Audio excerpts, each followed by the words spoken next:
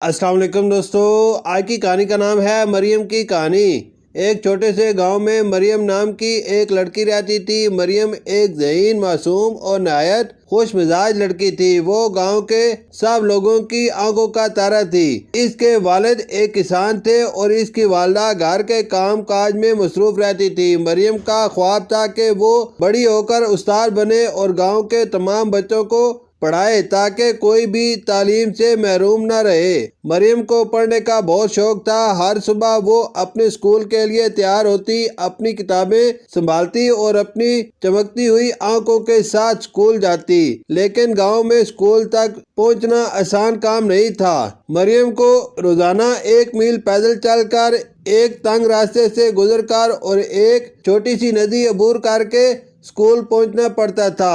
ایک دن مریم کے اسکول کی استانی نے اعلان کیا کہ اگلے ہفتے ایک بڑی تقریری مقابلے کی تقریب ہوگی اور جو طالب علم یہ مقابلہ جیتے گا اسے پورے علاقے میں اعزاز دیا جائے گا۔ مریم یہ خبر سن کر بہت خوش ہوئی، لیکن ساتھ ہی تھوڑی گھبرا بھی گئی۔ وہ جانتی تھی کہ اسے بہت محنت کرنی ہوگی کیونکہ گاؤں کے دوسرے اسکولوں کے بچے بھی اس مقابلے میں حصہ لے رہے تھے۔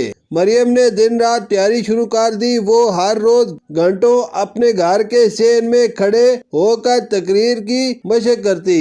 اس کی ماں اسے ہر وقت حوصلہ دیتی اور اس کا چھوٹا بھائی اس کے سامعین بن کر بیٹھ جاتا۔ مریم کی تقریر کا موضوع تھا تعلیم کی اہمیت۔ وہ اپنی بات کو نہایت دلائل کے ساتھ پیش کرتی اور اس کی زبان میں ایک ایسا اثر تھا جو سننے والے کو غور کرنے پر مجبور کر دیتا۔ مقابلے کے دن مریم صبح سویرے جاگ گئی۔ اس نے اپنا بہترین لباس پہنا اور اپنے والد کے ساتھ اسکول روانہ ہو گئی۔ گاؤں کے اسکول کے میدان میں ایک بڑی تقریب کا اہتمام کیا گیا تھا۔ مختلف اسکولوں کے بچے اپنے اپنے والدین اور استاد کے ساتھ وہاں موجود تھے۔ ہر طرف خوشی اور جوش کا سماں تھا۔ جب مریم کا نام پکارا گیا تو اس کا دل زور زور سے دھڑکنے لگا۔ اس نے خدا کا نام لیا اور اسٹیج پر چڑھ گئی۔ وہاں کھڑے ہو کر اس نے اپنی تقریر شروع کی۔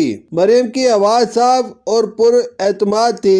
اس نے اپنی بات میں ایسی سچائی اور جذبات شامل کیے کہ تمام لوگ ہمتاً خوش ہو گئے۔ اس کی تقریر کے اختتام پر پورے میدان میں تالیوں کی گونج سنائی گئی۔ تقریب کے اختتام پر ججز نے نتائج کا اعلان کیا۔ مریم کا دل زور زور سے دھڑک رہا تھا۔ جب ججز نے کہا کہ پہلی پوزیشن گاؤں کی مریم نے حاصل کی ہے تو وہ خوشی سے جھوم اٹھی۔ اس کے والدین کی آنکھوں میں آنسو آ گئے اور گاؤں کے لوگ اس پر فخر محسوس کرنے لگے۔ مریم کو ایک خوبصورت ٹرافی اور کتابوں کا تحفہ دیا گیا۔ اس دن کے بعد مریم پورے گاؤں میں مشہور ہو گئی۔ ہر کوئی اس کی محنت اور لگن کی مثال دیتا۔ مریم نے بھی اپنے خواب کو حقیقت میں بدلنے کی کوشش جاری رکھی۔ وہ جانتی تھی کہ یہ کامیابی اس کی منزل کا صرف ایک قدم ہے۔ اس نے اپنی پڑھائی میں مزید دل لگایا اور ہمیشہ یہ سوچا کہ وہ گاؤں کے دوسرے بچوں کو بھی تعلیم کے زیور سے آراستہ کرے گی۔ ایک دن مریم اپنے والد کے ساتھ کھیتوں میں کام کر رہی تھی جب اس کے والد نے کہا، بیٹی تم نے ثابت کر دیا کہ اگر دل میں سچا ارادہ ہو تو کوئی بھی رکاوٹ تمہیں روک نہیں سکتی۔ تم ہماری امید ہو اور ہمارا فخر بھی۔